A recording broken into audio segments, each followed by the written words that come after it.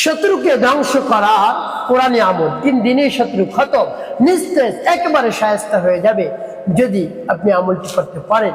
Powerful, শক্তিশালী এই আমলটি। প্রিয় ভাই বোনেরা, আপনি অস্থির হয়ে পড়েছেন শত্রুর যন্ত্রণায়, চতুর্দিক থেকে শত্রু আপনার উপর ক্ষতি করছে, শত্রু চতুর্দিক থেকে আপনার উপর হামলা করছে, কোনোভাবেই আপনি দিকও ফিরাতে পারছেন না, কি করবেন?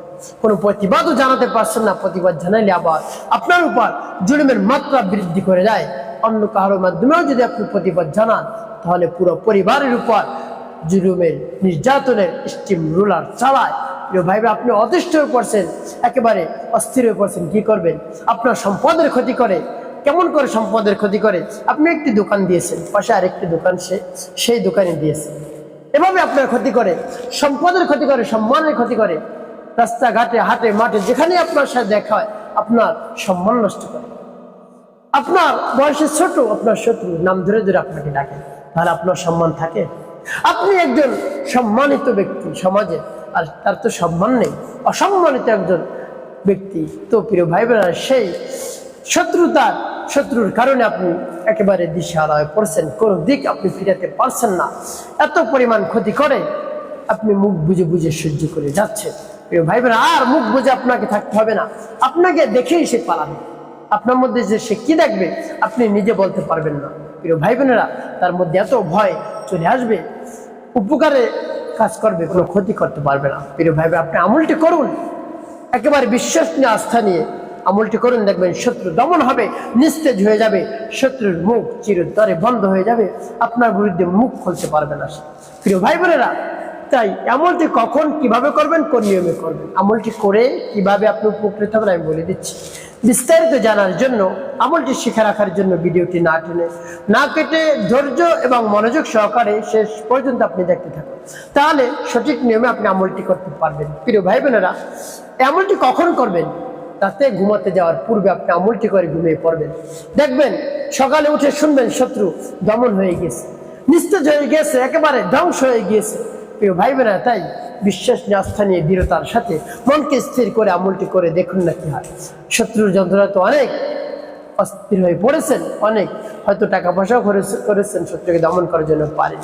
আপনি নিজে নিজে আমলটি করুন, আপনার মন নিগড়ানোর দোয়া, আপনার মনে যে ব্যথা রয়েছে সেই ব্যথা নিয়ে আপনি বলুন, ব্যথিত মন নিয়ে বলুন, কাজ হয়ে যাবে। তো রাতে ঘুমাতে যাওয়ার পূর্বে আমলটি করবেন।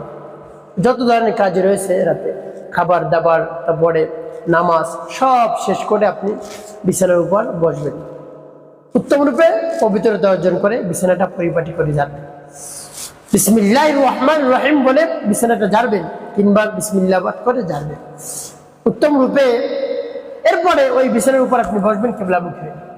এরপরে জীবনের গুনাহের কথা স্মরণ করে ক্ষমা প্রার্থনা করবেন, আস্তাগফিরুল্লাহ, আস্তাগফিরুল্লাহ, আস্তাগফিরুল্লাহ, বা পূর্ণ ইস্তিগফারটি আপনি পাঠ করতে পারেন, আস্তাগফিরুল্লাহ রাব্বি মিন কুল্লি যামবি ওয়া আতুবু ইলাইহি লা হাওলা ওয়া লা কুওয়াতা ইল্লা বিল্লাহিল আলিয়্যিল আযীম।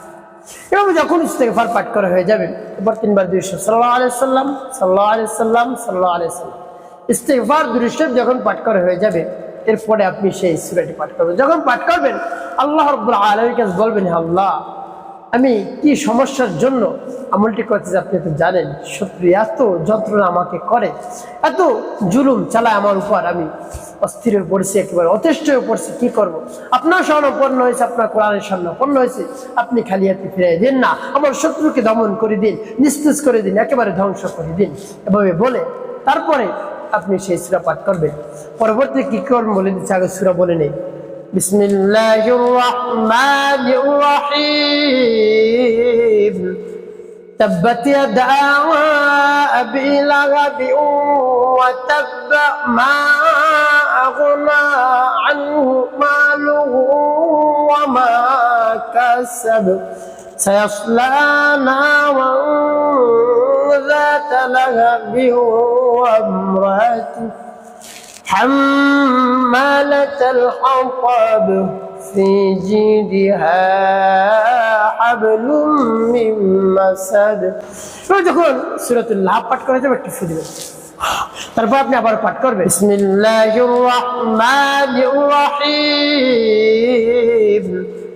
تبت يدا أبي لهب وتب ما أغنى عنه ماله وما كسب سيصلى نارا ذات لهب وامرأته حمالة الحطب في جيدها حبل من مسد পাঠ করা শেষ আবার একটু তারপর আপনি মনে করেন আবার পাঠ করবেন বিসমিল্লাহির রহমানির রহিম تبت يدا أبي لهب وتب ما أغنى عنه ماله وما كسب سيصلى نارا ذات لهب وامرأته حمالة الحطب في جيدها حبل من مسد পাঠ করা শেষ আবার প্রিয় ভাই কতবার পাঠ করবেন তিনবার পাঠ করবেন তিনটি ফু দেবেন তো আপনার এভাবে সূরা পাঠ করা শেষ এরপর আপনি পাঠ করবেন পাঁচবার দুরূদ ইব্রাহিম আল্লাহুম্মা সাল্লি আলা মুহাম্মাদ ওয়া আলা আলি মুহাম্মাদ কামা সাল্লাইতা আলা ইব্রাহিম ওয়া আলা আলি ইব্রাহিম ইন্নাকা হামিদুম মাজিদ اللهم بارك على محمد وعلى ال محمد كما باركت على ابراهيم وعلى ال ابراهيم انك حميد اللهم صل على محمد وعلى ال محمد كما صليت على ابراهيم وعلى ال ابراهيم انك حميد مجيد اللهم بارك على محمد وعلى ال محمد كما باركت على ابراهيم وعلى ال ابراهيم انك حميد اللهم صل على محمد وعلى ال محمد كما صليت على ابراهيم وعلى ال ابراهيم انك حميد مجيد اللهم بارك على محمد وعلى ال محمد كما باركت على ابراهيم وعلى ال ابراهيم انك حميد مجيد اللهم صل على محمد وعلى ال محمد كما صليت على ابراهيم وعلى ال ابراهيم انك حميد مجيد اللهم بارك على محمد وعلى ال محمد كما باركت على ابراهيم وعلى ال ابراهيم انك حميد مجيد যখন দুরূদ ইব্রাহিম পাঠ করা হয়ে যাবে এরপরে আপনি কি করবেন আপনি ফু দিবেন দিকে প্রিয় ভাই আপনার আমলটি করা শেষ এভাবে যদি আপনি আমলটি করতে পারেন আমলটি পড়ে আমলটি করে সুন্নাত তরিকে আপনি ঘুমিয়ে পড়বেন সকালে উঠে শুনবেন শত্রু একেবারে দমন হয়ে গেছে নিস্তেজ হয়ে গেছে আর কখনো আপনার ক্ষতি করবে না প্রিয় ভাই বোনেরা এভাবে আমলটি করা শেষ কেমন করে সুন্নাত তরিকে ঘুমাবে মাথার নিচে এভাবে হাত দিবেন কেবলামুখী হয়ে এরপরে ঘুমানোর দোয়াটি পাঠ করবে আল্লাহুম্মা বিসমিকা আমুতু ওয়া আহইয়া